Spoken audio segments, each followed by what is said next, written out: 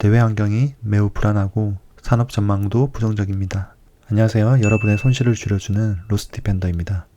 오늘은 22년 2분기 기준으로 삼성전자 분석해 보겠습니다. 먼저 삼성전자가 성장하고 있는지 한번 매출액을 통해서 보겠습니다.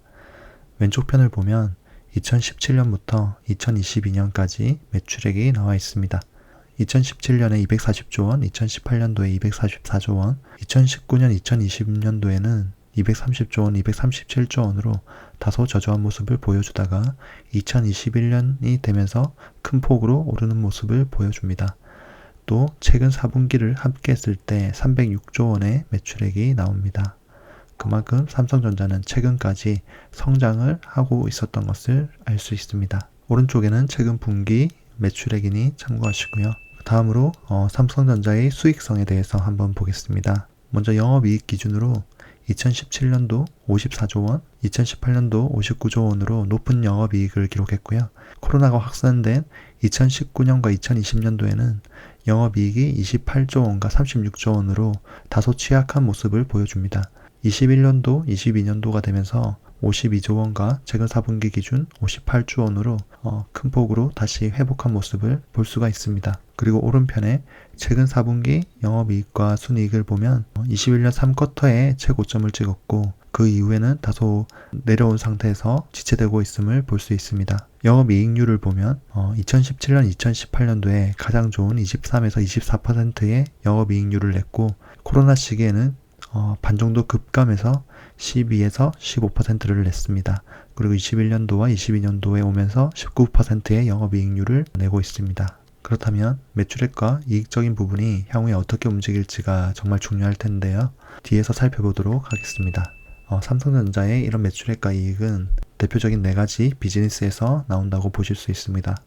왼쪽 상단에 디바이스 익스피리언스로 15%가 나오는데 TV와 냉장고, 노트북과 같은 전반적으로 가전제품이라고 보시면 될 것 같습니다. 그리고 오른쪽 상단에 모바일 익스피리언스로 29%가 나오는데 대표 상품은 스마트폰입니다. 그리고 왼쪽 하단에 디바이스 솔루션으로 디램과 모바일 앱과 파운드리 사업이 있는데 반도체죠. 여기서 29%가 나옵니다. 그리고 오른쪽 하단에 SDC와 하만 부문이 11%를 매출액에서 차지하는데 이것은 디스플레이 부문과 전장 부품이라고 보시면 되겠습니다. 그럼 향후에 비즈니스 전망을 살펴보겠습니다. 삼성전자가 매우 큰 기업이기 때문에 부문별로 전망을 달리할 필요가 있는데요. 먼저 첫 번째는 MX 사업부 스마트폰 전망을 보겠습니다. 왼쪽에 그래프를 보시면 삼성전자의 스마트폰 점유율은 2020년도에 19.6, 2021년도에 20%, 또 2022년 반기 기준으로 22.6%까지 올라온 것을 볼 수 있습니다. 삼성전자의 입지가 높아지는 것은 분명한 것 같고요. 다만 세계 스마트폰 판매량 전망이 좋지가 않습니다. 21년도에 13.6억 개를 판매가 되었는데 22년도 같은 경우에는 13억대로 전년 대비 마이너스 4.4% 감소할 것으로 예상이 됩니다. 다음으로 반도체 부문에서 대표 상품인 D램을 보겠습니다. 왼쪽 하단에 삼성전자 D램의 세계 시장에서 점유율을 보겠습니다. 2020년 42.7%, 2021년 43%, 2022년 반기 기준으로 43.5%까지 올라오는 것을 볼 수 있습니다. 이렇게 또 점유율은 좋아지고 있지만 오른쪽 D램 월별 고정거래 가격을 보시면 알 수 있듯이 D램의 가격이 점점 하락하는 모습을 보이고 있습니다. 21년 1월 기준으로 4.1에서 22년 8월 기준으로 2.85까지 내려왔습니다. 그리고 심지어 트렌드포스트에서 예측하기로 4분기 D램 가격이 3분기 대비해서 최대 마이너스 18%까지 감소할 수 있음을 예상하고 있습니다. 최근에 삼성전자 주가가 많이 떨어졌기 때문에 왜 삼성전자만 이럴까라고 생각하실 수도 있는데 이 그래프는 필라델피아 반도체 지수인데 세계적인 반도체 기업 30개를 합산해 놓은 지수라고 보시면 됩니다.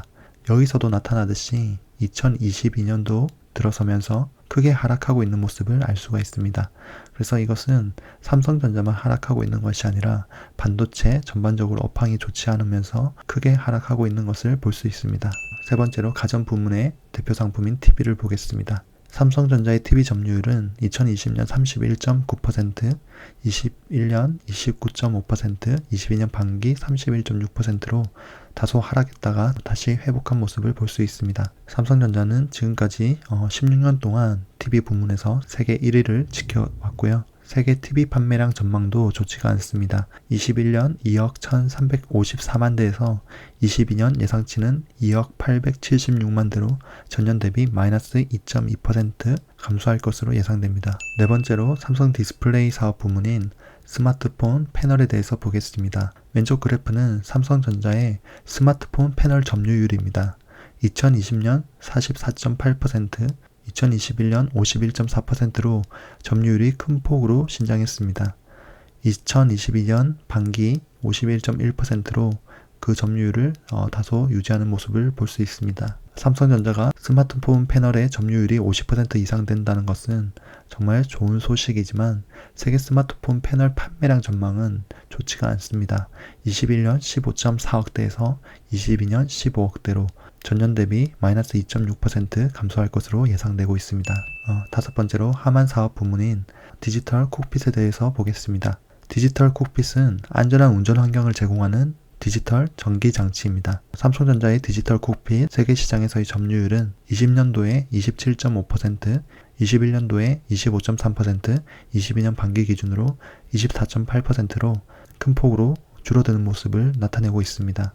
결국 이 디지털 콕핏은 자동차에 들어가게 되는데 세계 자동차 판매량 전망도 최근에 성장했던 속도에 비하면 다소 감소하는 모습을 보여줍니다. 21년 대비해서 22년도에 5% 정도 성장하는 모습을 나타낼 것 같습니다. 다음으로 삼성전자가 투자하기에 안전한 기업인지 살펴보겠습니다. 자본 총계가 328조, 부채 총계가 120조 원으로 부채 비율이 37%로 아주 낮은 부채 비율을 보이고 있습니다.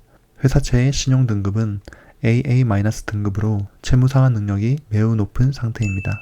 대표적인 투자 지표 4가지를 통해서 저평가 여부를 알아보겠습니다. 먼저 퍼입니다. 퍼는 순이익 대비해서 시장에서 평가받는 금액인데 7.1배로 다소 저평가되어 있는 모습을 볼 수 있습니다. ROE는 삼성전자가 가진 자기 자본으로 얼마나 순이익을 만들어내는지에 대한 부분이고 13.9%로 높은 ROE를 보이고 있습니다. PBR은 자기 자본 대비해서 시장의 평가 금액인데 1배로 삼성전자의 입지를 감안할 때 다소 저평가된 것을 볼 수 있습니다. PSR은 매출액 대비해서 시장에서 평가받는 금액으로 1.1배로 삼성전자의 입지를 감안할 때 다소 저평가되어 있다고 생각이 듭니다. 삼성전자를 요약하고 재주관적으로 평점을 매겨보겠습니다. 먼저 성장성 부문입니다. 대외 환경이 매우 불안하고 산업 전망도 부정적입니다. 그래서 2.0점을 측정했습니다. 수익성 부문은 제품 가격이 하락하고 있는 점, 그렇지만 높은 영업이익률이 있는 점을 감안할 때 3.0으로 측정했습니다. 안정성에 대한 부분은 재무 건전성이 우수한 부분, 또 제품별로 높은 점유율을 가지고 있어서 경쟁자의 위협이 크지 않은 부분을 감안해서 5.0으로 측정했습니다. 투자에 있어서 가장 중요한 것이 세이프티 마진이라고 해서 싼 가격에 사는 것이 중요한데 삼성전자는 지금 다소 저평가되어 있지만 산업 전망이 부정적인 것을 볼 때 2.5점으로 측정했습니다.